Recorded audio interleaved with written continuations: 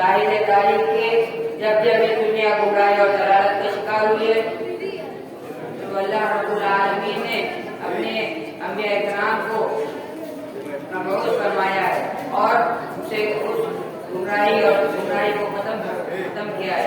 اسی طرح جب تحریک آزادی میں علماء کرام نے حصہ لیا تو اللہ رب العالمین نے ان کی مدد فرمائی. محترم سامعین، تحریک آزادی میں ہمارے علماء کرام کا ایک بہت بڑا کردار ہے جسے فرداً بیان کرنا بہت مشکل ہے. مگر کچھ چند علماء کا تذکرہ نہ کیا جائے تو تاریخ کے ساتھ ناانصافی ہوگی. محترم سامعین، ہم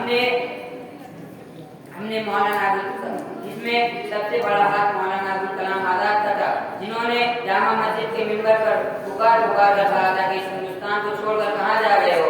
اس ہندوستان میں ہمارے آبا و اجداد مدفون ہیں، اگر جانا ہے تو انہیں ساتھ لے جاؤ، اگر جانا ہے تو تاج محل کو ساتھ لے جاؤ، اگر جانا ہے تو قطب مینار اور چار مینار کو ساتھ لے جاؤ.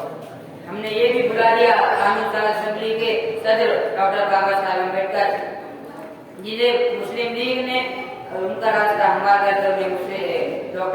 ڈاکٹر بابا صاحب امبیڈکر کو قانون ساز اسمبلی کا صدر بنا دیا. مولانا محمد علی جوہر، مولانا شوکت علی گوہر، جنہوں نے تحریک آزادی کو ایک اہم فریضہ سمجھتے ہوئے اس پر بہت زور دیا. مولانا جسے ہم گاندھی جی کو اس طرح جانتے ہیں، یہ نہیں جانتے کہ مولانا محمد علی جوہر جنہیں ایک ناکام انسان سے مہاتما بنا دیا. اور ہم نے یہ بھی بلا دیا کہ ہمارے علماء کرام کا کتنا کردار ہے. آج کے معاشرے میں اگر ہم کسی سے سوال کریں کہ تحریک آزادی میں جو علماء کرام شامل تھے ان میں سے کسی کے 10 نام بتائے تو وہ نہیں بتا سکتے. حد تو یہاں تک ہے کہ ان کی تاریخ تک نہیں معلوم کہ ہمارے علماء کرام کا کیا کردار تھا.